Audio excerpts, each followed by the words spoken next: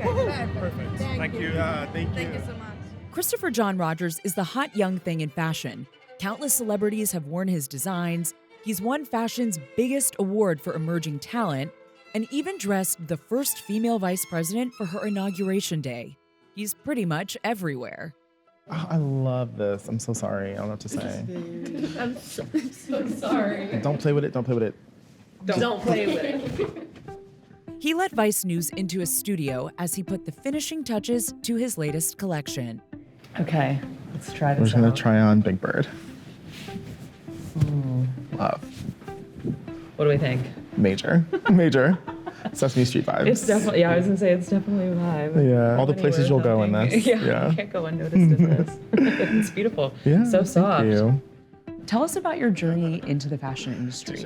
I've always been really interested in color, sculpture, people's ability to communicate who they are without having to say anything through clothing. And I feel like that's a great medium to be able to like mesh all of my interests together. What inspires you these days? I think lately I've been really inspired by the process of making clothes. The more that I make collections, I get deeper into the actual reasons that I enjoy doing what I do. This is giving. Very that. It actually is kind of matrixy. And more so than any sort of celebrity endorsement or having a fashion show or taking an image, I really enjoy like carving out a shape, constructing something. This is meant to look like a giant like trash bag. But it's more than just clothes. Rogers is committed to bringing his vision of beauty, shaped by his upbringing in Louisiana, honed at Savannah College of Art and Design, and realized in New York City, to generations of shoppers. He wants to be more than just a moment. How do you maintain your longevity in this business? I think, not pretending is really important. We only do one show a year because it's what we can afford. We price our clothes the way that we do because that's what they cost. And there isn't sort of an effort to sort of pretend like we need to have 100 looks in a show. We need to do 2 shows a year. Or every celebrity that asks us for, a free garment, or every store that asks for, whatever they need, we don't always acquiesce because it doesn't necessarily make sense. And so I think for me, it's really kind of about having people in my orbit that remind me we do this because of this, not because of the glamour, not because of the adjacency to fame or anything like that. Okay, let's just shoot it like this. And then maybe we can also shoot it with a black shoe just to have. A lot of people look at clothes, and your clothes are expensive. Yeah. Explain why they cost so much. They cost so much because all the things. So one, we make all of our wovens, which are things that are not knit, here in New York City. The prices to sew things here by people that know what they're doing is vastly more expensive than maybe somewhere like Portugal or China or even Italy sometimes. There is a sort of labor shortage here for people with a certain expertise that can execute this level of handwork. So that's why things are so expensive. Our fabrics are really beautiful and we import them from other places. And so with taxes, the fabrics turn out to be a certain price. We also have to make sure that we can make money and sustain ourselves. And you also have to sort of train a customer who maybe isn't necessarily attuned to this price point, why it is so. He's seen his prominence rise during the last few years, while the fashion industry has been roiled by allegations of racism and exclusivity. Couple more, yes. Yes. Eso, bring it on. Yes, chin up a little bit.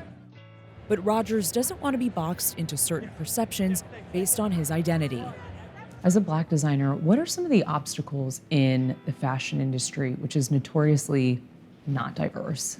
I haven't really felt a pressure to necessarily perform for anyone. I think not having that pressure or maybe not leaning into it just really kind of allowed me to lean into myself and my individuality and my specificity. And I think that's what I want for more Black designers and designers of color and just designers from marginalized identities. I want them to have the space to lean into who they are outside of their identity, outside of the need to sort of represent. For me, my work isn't inspired by my Blackness, but my experience as a Black person growing up in Louisiana, growing up in the South, being an introvert when I was younger, being queer, being interested in art and literature, but also pop music and like all of the different things that I'm interested in, vintage 70s aspect dinners, all of that like comes into this work more so than just what people might assume I'm like or should be like. Yeah. Do you find that people try to put you in a box because of those things? I think a few years ago, I definitely felt that a lot. There were people that wanted to do Black stories or like have sections in their store devoted to Black designers. And while I understand that concept is well-meaning, it also is reductive. And I just want to be known for the work that I'm doing. Strong and confident, not that you need to be told that. Set your runway and keep your distance from the model in front of you. What was it like when you found out that the vice president was going to wear one of your creations for Inauguration Day?